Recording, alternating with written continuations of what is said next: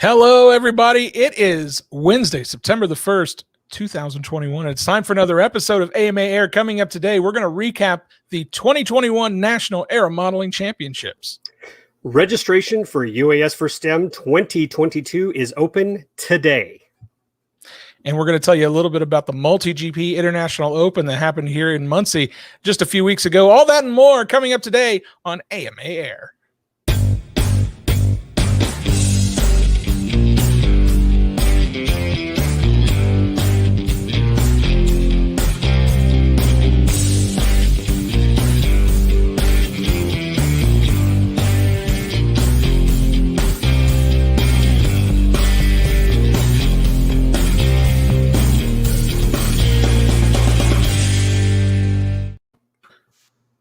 Hello, everybody. Welcome back to another episode of AMA Air. My name is Matt Ruddick, and over here we got Lee Ray. What's up, Lee? Hello, Matt. Good to see you again, my friend. Good to see you as well. I appreciate you taking some time out of your day to come co-host with me here on AMA Air. It's always lovely to see your pretty face. You better check your glasses there, buddy. But thanks for having me on, Matt. I appreciate being here. And what do we got today? We got some good stuff to talk about, sounds like. Man, we got a lot of really cool stuff to talk about. Of course, we haven't really seen everybody in the same way for about a month or so. We've been doing these kind of live on location episodes of AMA Air that have been a lot of fun. We've gotten a lot of great feedback from you guys that really enjoyed seeing those. Something a little bit different, a little bit special. And I certainly enjoyed bringing those to you guys. And so appreciate all the feedback you guys gave us. But it's time for a little bit of normalcy. I'm happy to be back in the air conditioning. Let's put it that way. It's been awfully hot out there all summer long. And I've spent a lot of time out at the National Air Modeling Championships this year, which we were so glad to have a full slate of NATS events back on the schedule this year. Everything from control line to pylon racing to soaring to free flight. I mean, you name it, we had it going on out here. Even the helicopters were here to do some NATS competitions. And we just had an absolute blast. As I mentioned, I spent a ton of time out there this year, taking a lot of photos, talking to a lot of people. Before we go any further, I do want to thank all of the folks that stopped and said hello. There were a lot of folks that came by and said they watched the show and enjoyed the show. And I want to thank all of you for doing that and stopping and saying hello to me. That meant a lot, so I appreciate it. But I'll tell you, Lee, the probably the biggest story in my mind coming out of the NATS this year was how many families were involved. Something that I know this happens every year, but it seemed to mean a little bit more this year. And I noticed it more this year. How many fathers and sons were competing? Fathers and daughters were competing. How many brothers and sisters were competing? It was a really special thing to see the family dynamic going on out at the NATS events this year. We had the Alamov brothers that were competing in control line stunts. They were no strangers to the NATS for sure. The Bradley brothers, John and David, were out here competing in the soaring NATS just last week. And there's another shot of David launching one during, I think, the Unlimited competition. You had fathers and sons competing in pylon racing. There's Frank Bernowski and his son Hunter, who was tagging behind. He's going to go out and help him time, which was just awesome seeing him running around and having a great time out there. Here you have the Doe family that competed in pylon racing. Oh, wow. You had the Freeman family competing also in pylon racing. Those were two sets of families that were three generations competing in the same competition. I don't know what gets cooler than that. I really don't, Lee. That's great. I was a little jealous. I mean, I wanted to be there, and it was so nice to see so many people attending and participating. I'm sure a lot of people were getting cabin fever with what's been going on, but it was so nice to see that. And hopefully, I mean, I don't know if it'll be next year, but hopefully I'll be out there. You can take pictures of me and my boys participating in Nostalgia Glider. Oh, it would be freaking awesome. I would love to see that happen. Again, guys, here's the Miner family that are also pretty some mainstays in the control line combat arena. So it's just a lot of fun. The Van Sands, they compete in control line speed. Again, it was just an amazing summer full of amazing competitions. If you guys, I know everybody couldn't get up here. Lee is certainly one of those people couldn't quite get up here this year. Maybe next year. Hopefully next year. I was at AirVenture, so I had to pick and choose. But I'll say I thoroughly enjoyed AirVenture. I'll talk later in the show about what I was doing at AirVenture, which so it was great. But I mean, it looked fantastic, and I want to give a shout out to Matt right now.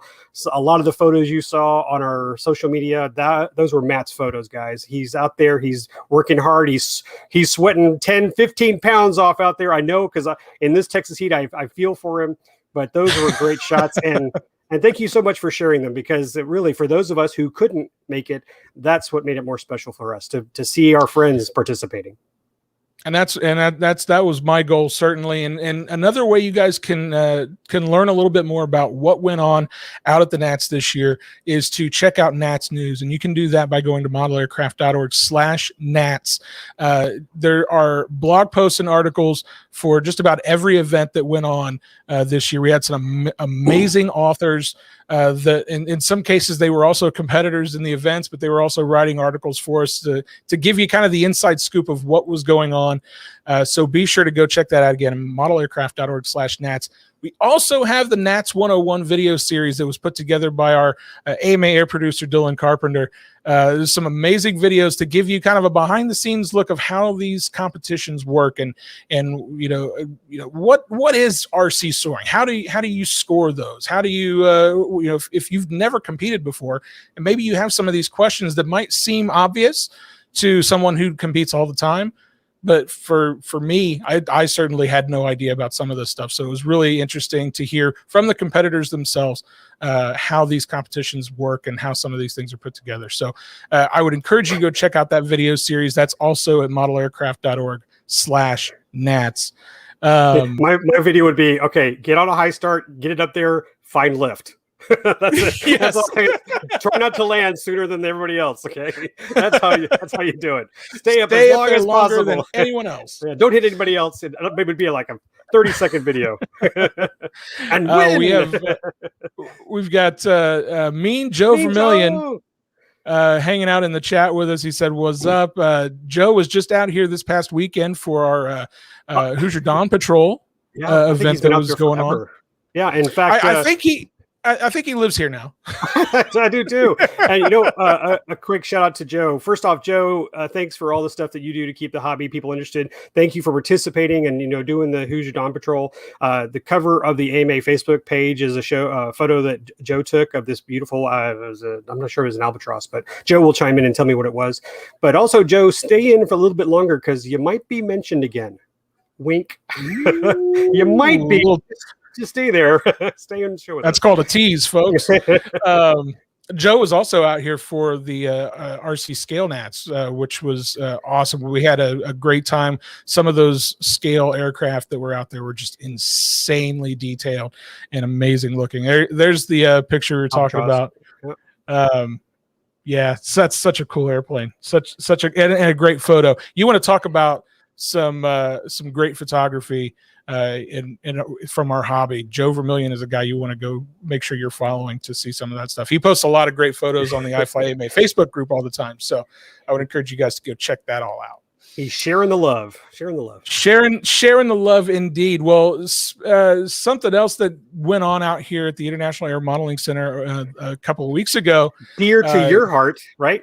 Dear to my heart. You're the soaring people are your people. The drone racing people are my people. And I got to talk to a whole bunch of folks out here at the MultiGP International Open that took place a couple of weeks ago. In between some Nats events, they carved out a week in there to have what is the largest drone racing event in the world.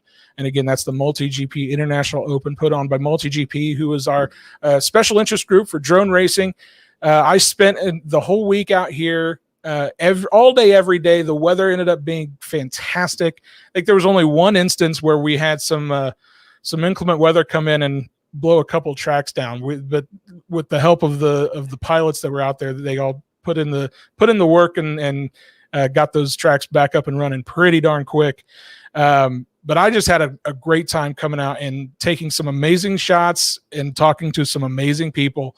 I want to first of all give a big shout out to Chris Thomas, you see on your screen there, as well as Joe Scully and Tim Barnhart, who those three guys put on an incredible event with their team of volunteers.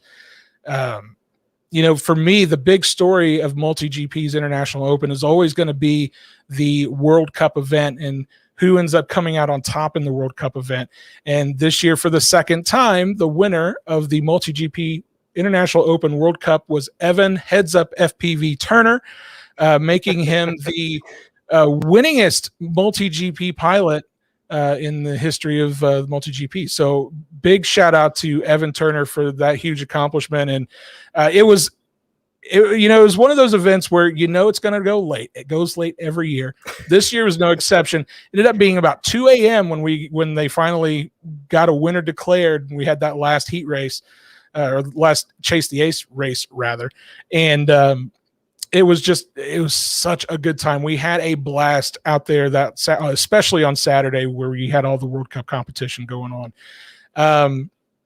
Here's the good news for you guys. If you want to hear more about the goings on at the MultiGP International Open, I, along with our producer Dylan Carpenter, put together a little podcast last week on the AMA podcast to kind of give you some behind the scenes and some more in-depth details, let's say, on this year's International Open. You can go to modelaircraft.org/podcast to learn more about that. We had all different classes, the rookie class, the intermediate class. There was tiny whoop racing. There was, Lee, get this, the mega class, which these things are gigantic. There's a shot right there. These things are about 1,000 millimeters from motor to motor on average. And when they're flying around, they literally sound like full-scale helicopters flying around. It is some of the most intense racing. That gives you an idea. So intense, they have to cool down the motors with cryo spray before they take off. So these were the folks from Ostrich Air that put together that particular drone, and they came out with, it looked like a NASCAR pit crew that came out with some cryo spray to freeze down these motors before each heat. It was quite entertaining, but that's some of the coolest racing you'll ever see, is that mega class. Heads up, 2 quads at a time per race, and again, they're just so big. It's certainly impressive to see. The other thing, sorry. No, go ahead. Oh, I say I'm not much into drone racing. My son has a racer. We also have some tiny whoops, and we do some FPV. But I tried to watch one of those videos that MultiGP put out on YouTube, and we shared it because I was watching the competition, and I realized how old I am now. I know it kind of shows, but like this video right here, oh my God, I just could not keep up. I can't fathom how they're calculating all these moves and understanding the height.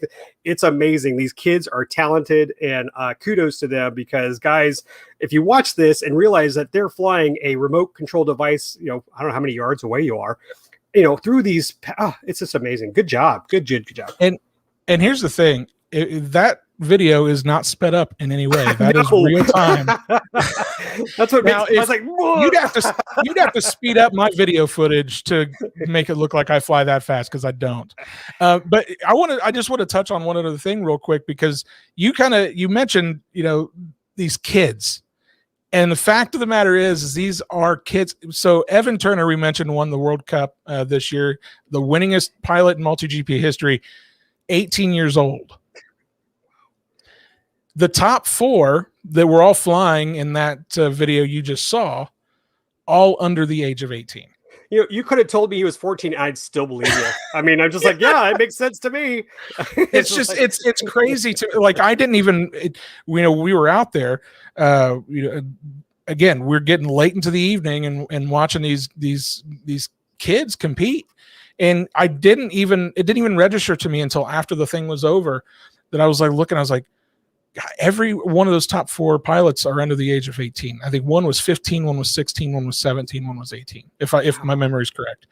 And just what an incredible accomplishment it is to say that you went out and you finished in the top 4 of an event, the largest drone racing event in the world. I think we had over 150 pilots this year, which is down a little bit because we couldn't bring a lot of international people over, but we did have, I think, one international pilot that was able to come, so we could actually call it International Open this year.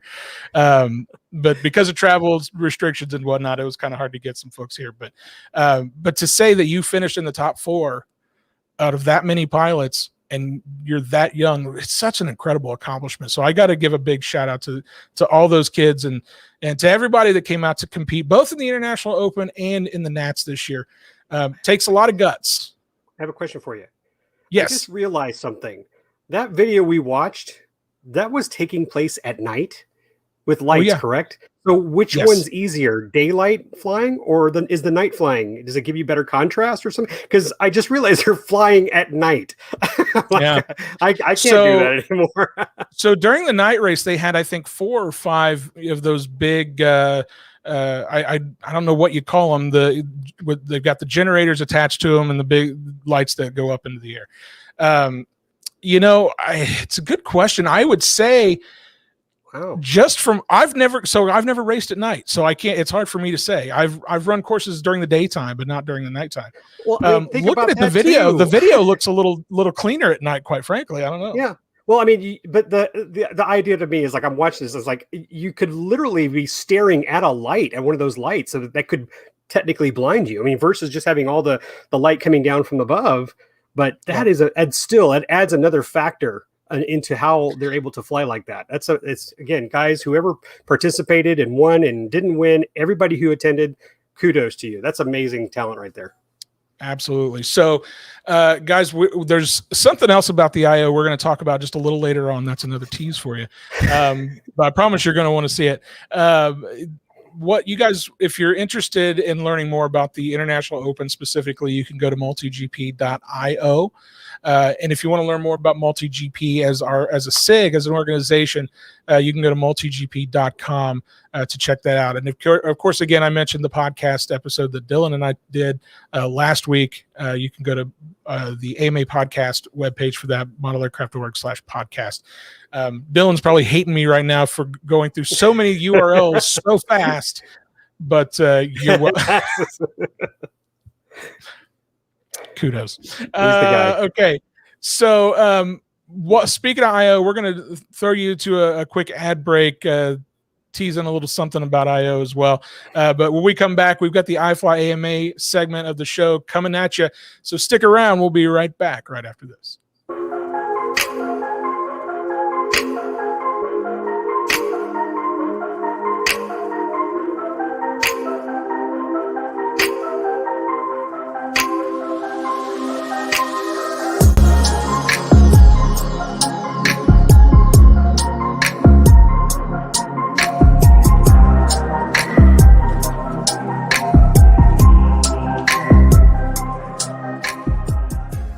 Said, are you ready?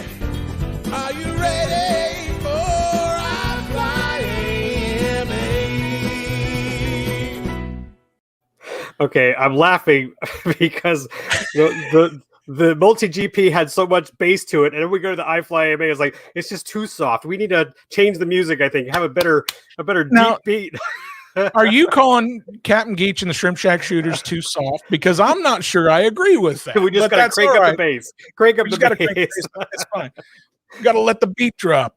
Well, guys, it is that time of the show where we talk about the iFly AMA Facebook group. If you've not yet joined, I'd love it if you go do that for us over at facebook.com/groups/iFly AMA. I don't know what you're waiting for. We've talked about it for so long, but we invite you to come join us into the community. It's a great time. All you got to do is go in, click that join button, answer a couple of questions to make sure you're not a robot, because we don't want robots in there. We just want real people like you. So come join us in the iFly AMA Facebook group. But it's that time where we get to talk about some of the cool stuff that you guys have shared in our group. And Lee, I'd love for you to kick us off here and tell us about the story that you picked for this week's episode. I will be happy to, Matt. So hopefully our buddy Joe is still on in the comment section because I told him to stick around because I am mentioning him. But here is my teaser, okay? So This is a very, very popular. Let me back up here. This is a very, very popular airplane, guys. The Hobby Zone Champ. Okay, this is the original. Of course, the box has been updated, but this is the original. My son learned to fly on one. I found this at a swap meet for like $50, and I grabbed it. It's in mint condition. But I'll tell you, I have a place in my heart for the Champ because if I can carefully lean over here, but right here, this plane right here is my father's. This is a Midwest Champ that he crashed, unfortunately, and I just kept it in a garage for many years, and I finally, rebuilt it when my son was about 2. And so this is called Peepaw Plane now. And above it is a Champ S. So we're gonna go there, the Champ S Plus. So I do have in my heart a place for the Aeronautics Champ.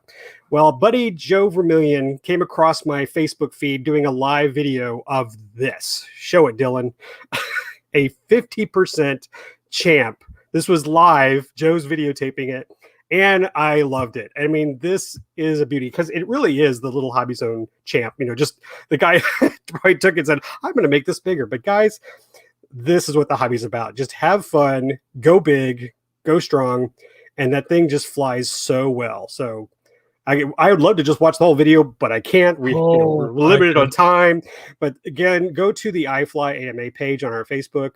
And you can scroll down and find this. You can probably even do a search for 50% Champ because I think it does tagging on the text there, the description. And enjoy. And that's my iFly AMA. Thanks, Joe, for showing that live. And by the way, another shout out to Joe. I love all the live videos you do. You inspire all of us to stay in the hobby. And I'm actually just very, very jealous of you because I wish I was doing that. I wish I was able to leave and go out and videotape stuff and then come back and then build it and then go out again. But you do a great job for our community. So thanks, Joe. I am just kind of in awe over this 50% Champ. This thing looks incredible. It is. Look how slow it's coming in. That's amazing. And you have to listen to it too, because it's got one heck of a motor too. Just nice stuff. So anyway, enjoy. And it's funny because when it first took off in this video, it didn't look all that big, but boy, when you start seeing people in the foreground, you realize, oh no, that's pretty big. that's a big old boy, as we like. Yeah, okay, yeah, for sure. Oh man, those big airplanes, man, they get me every single time. Top that. No pressure. I don't think I'm gonna top that. I don't think I can, but I got something I think still pretty darn cool. And I mentioned earlier during the segment about MultiGP International Open that we had a little something else that we wanted to talk about, but I was going to save it, and it's because I was saving it for right now because Dylan Carpenter shared this. Dylan is our producer here on the show, and one of our media producers here at AMA. He put together a video about team racing at the MultiGP International Open. And what team racing is a little bit different than your typical drone race. Your typical drone race, you've got 4 to 8 pilots out there at a time. And it's the first person to 3 laps, or it's the first person to finish a full 2 minutes. It just, varies from race to race. But team racing is a little different because team racing, you have 6 teams competing at the same time. Each team has 4 pilots on their team. Now, only 1 pilot per team flies at a time. Are you following me? Okay. I am. But one pilot will fly around until their battery depletes. They come in and land in their provided pit area. And then the next pilot on their team takes off and finishes the next few laps. This race goes on, and this one in particular went on for 90 minutes. This was an endurance race. 90 minutes of this where you're constantly switching in and out. It was so exciting. And it had literally everybody that was at the International Open this year stopped what they were doing when the team race started. And they all came over to watch. It was the main event for Friday night, and it was so much fun to see. And there you see a little bit of it going on right there on your screen. I want to give a shout out to Heart of America, who was the winning team this year. Included the MultiGP World Cup champion, Evan Turner was on that team as well. So big shout out to those guys.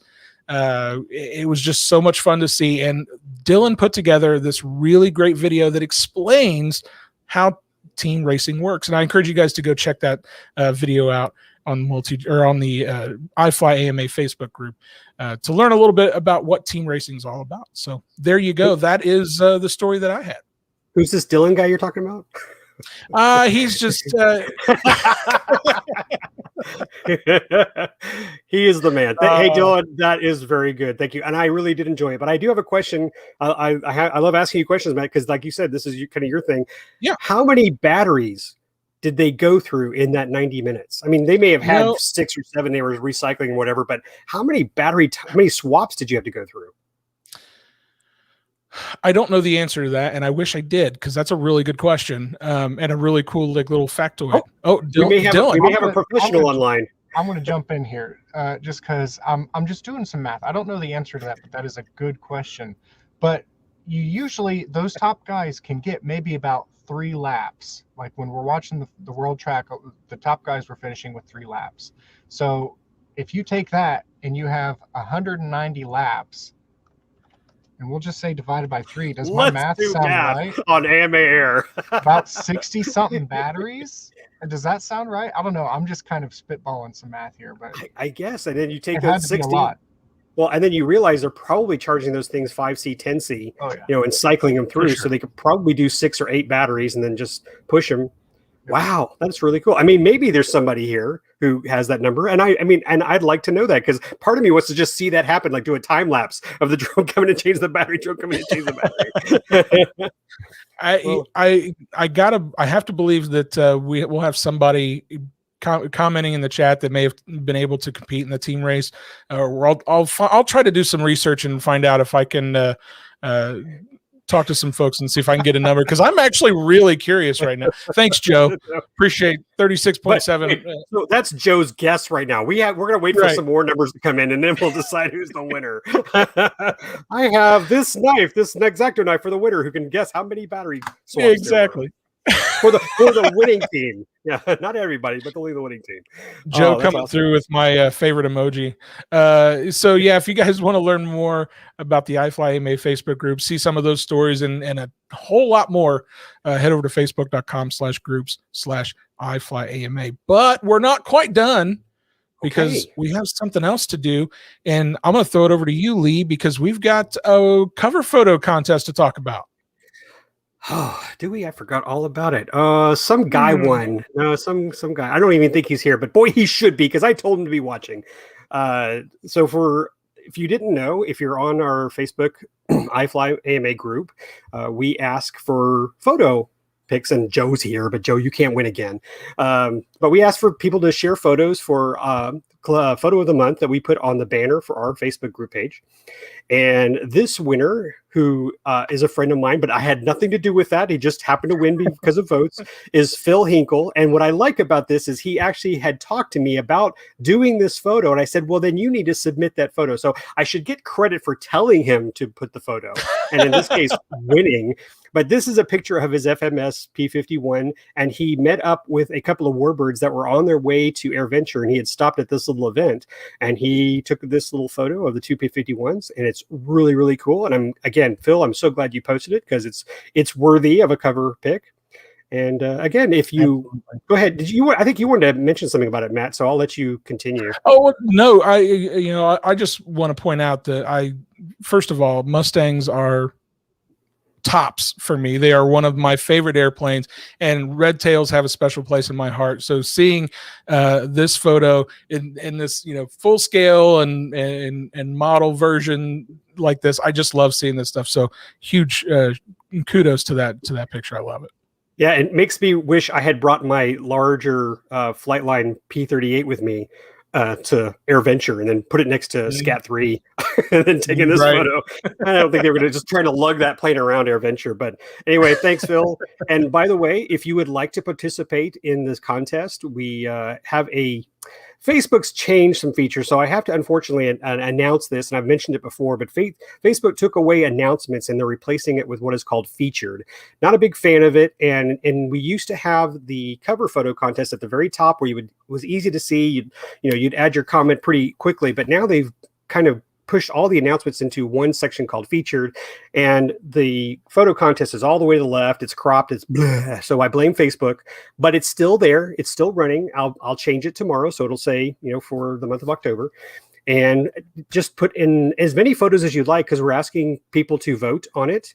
And, we love variety, like to see them all. And then like what we're doing right now, look, for those people who didn't win, they're now on AMA Air. Hey, I think Absolutely. I saw Joe's picture was in there. So again, and hey, I want to correct one thing real quick and hopefully make Joe feel a little bit better.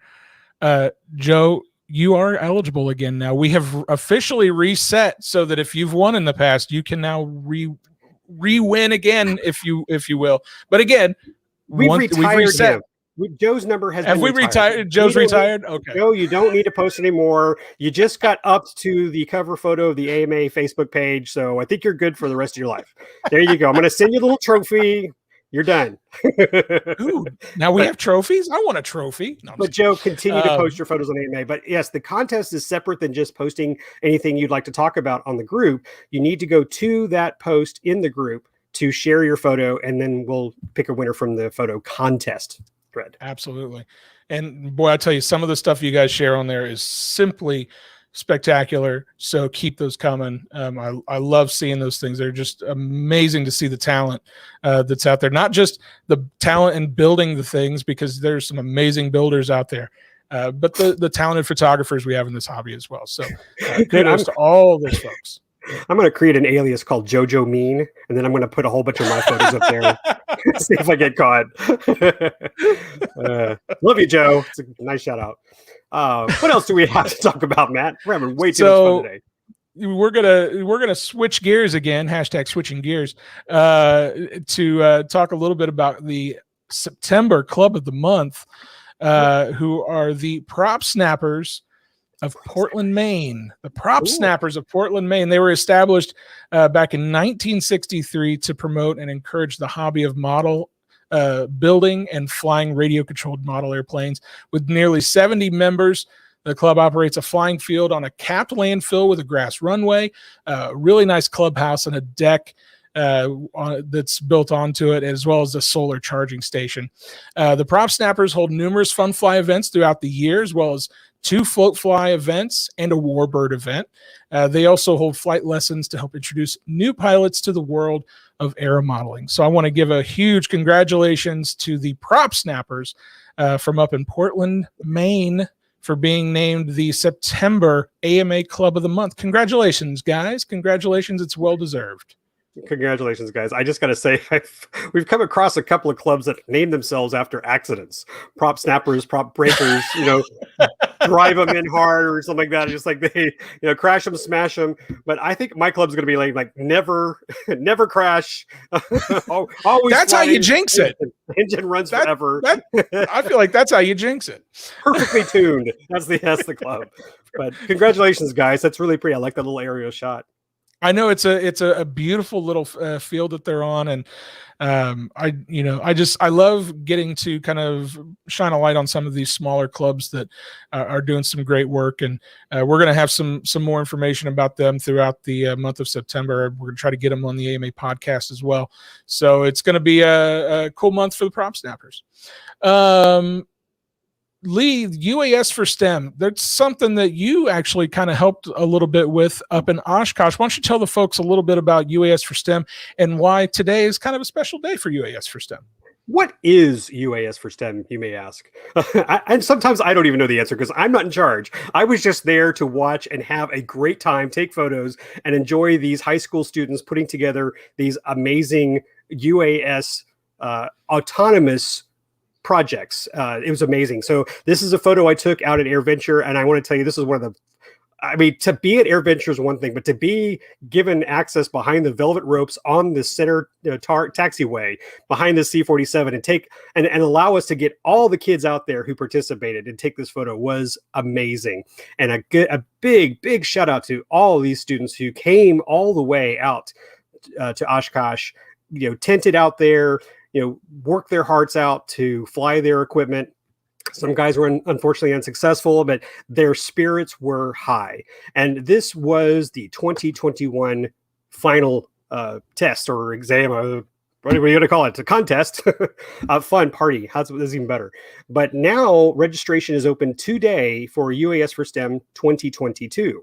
So if you go to uasforstem.org, it'll redirect you to modelaircraft.org, and you can sign up your high school team to participate. And I think, if I remember correctly, it starts in April of next year. First phases of competition starts in April.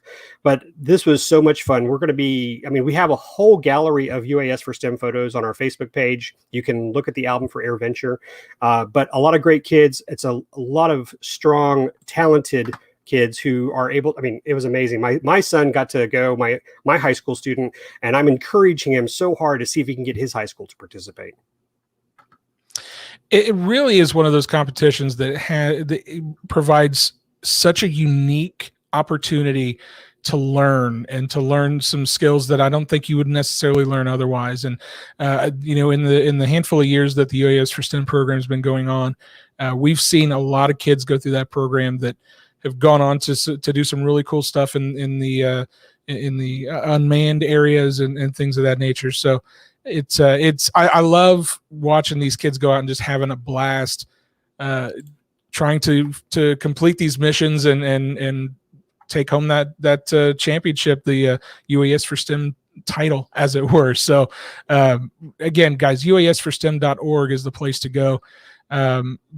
Lee, I know you had an amazing experience out there with those kids. Is there any one thing that really stood out to you about that competition?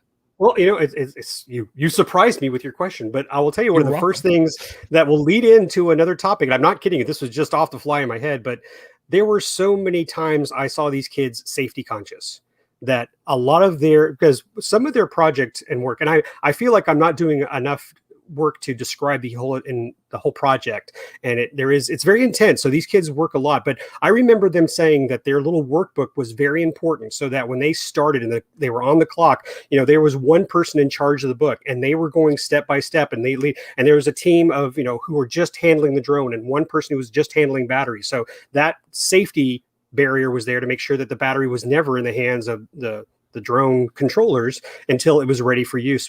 Safety goggles. One team that did something that I just walked up, told the guy, I said, that was excellent, was he was moving all the grass away from the drone at the time. He was, taking that extra step, and I hadn't seen a couple other teams do that. So I was like, that's just smart thinking. And of course, there were so many other things, but they were very safety conscious. They were working together, and that is impressive. The team that won, really, I will just say, from the start, we were just watching talk, and it just, you felt like, oh, this is the team. And sure enough, they nailed all their targets, and it was really good. So it's not just fun for playing with drones or UAS. It's also teamwork. It's also good communication. And again, I hope my son gets to do it, because it was a lot of fun. I'd like to participate again.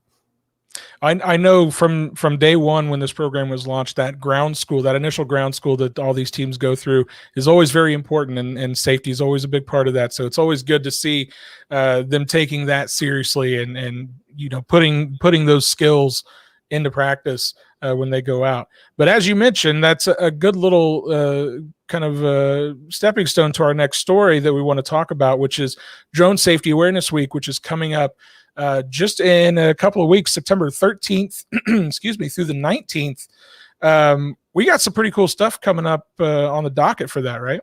Yeah, well, we're working with the FAA to share this. I'd like to read this little excerpt. It's called, it's from the FAA. It said, this is the third year the National Drone Safety Awareness Week has taken place, and its job is to educate the public about safe drone operations that engage recreational flyers, commercial pilots, public safety, and educators to spread awareness through the United States. And guys, there's nothing wrong with that. As long as we're practicing safety, like I mentioned, those wonderful high school students were doing when they were working on their competition, as long as you practice safety and you think about it and put it in your daily life, enjoying this hobby, that's the best way to tell people that this is why this hobby is so good, so fun, and we're serious about the safety. So during the week, the FAA gave a list of suggestions they'd like people or social media influencers to follow. And so here's the schedule. So on Monday, they're going to encourage those of us in the hobby to mention trust Okay, the recreational UA safety test and like exam. Also on Tuesday is to register and mark your drone. Just good practice to make sure you're putting your FAA number on there. And just in general, we should always, as AMA members, put our AMA number and a way to reach us in case one of your airplanes flies away. And on a side note, I gotta say, I came across a link on iFly AMA, some guy who lost his plane. And I'm like, of all the 40 years I've flown, I've never lost. It's never like just decided to leave me and go away. But if that happens, you should mark your plane. Just a little reminder. So Tuesday's a good day to do that, okay? On Wednesday, we're talking about being part of a community-based organization, which is exactly what we are, the A Academy of Model Aeronautics. Thursday is to talk about rules. And Friday, we want to just, in general, talk about public safety and public acceptance. We're here, we love to fly, and the best thing you can do to help people understand why we love this hobby so much is to share it with them. Make them understand how safe we are. And if you see people not being safe, let them know that they shouldn't do what they're doing. Absolutely. Don't buzz that out. Sorry. No, absolutely. You're absolutely right. And I'm really looking forward to this. As you mentioned, this is the third year for the Drone Safety Awareness Week, and it's something we've participated in every year. And you can actually go back to our website, modelaircraft.org/drone safety week, to see some of the stuff that we did for last year. We've still got all that content there, but you can also go to dronesafetyawarenessweek.com, which is the FAA's landing page for Drone Safety Awareness Week, where they kind of spell out all the stuff that's going to be going on, as well as get links to other organizations that are participating in this as well. So it's going to be a fun week. I'm looking forward to it. We've got something special lined up for AMA Air that week because it does fall on a week where we broadcast the show. We're going to do a special safety episode of AMA Air with Tony Stillman's going to join us, our safety director, as well as Tyler Dobbs, who's our government affairs director. So it's going to be a fun episode of AMA Air on the next episode, which will be happening on September the 15th. So we really invite you to come hang out with us that day. It's going to be a lot of fun. But other than that, that's kind of it for us today. We've gone through all the stuff we want to talk about.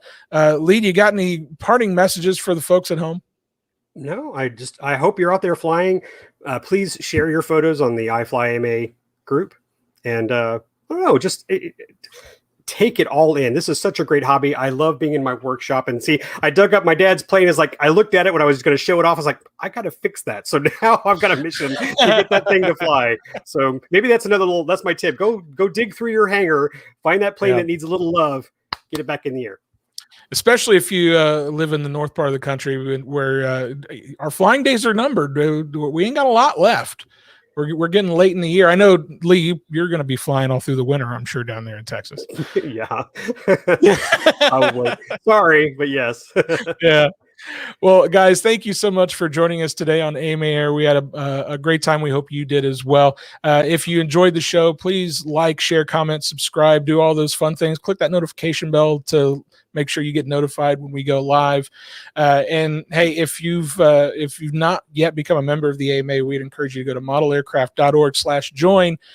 See what the AMA can do for you. We'd love to have you as part of our community as soon as possible. We'd love to have you part of everything we have going on. So thank you so much for watching. Lee, thank you so much for joining me here today. And until next time, we'll see you guys later.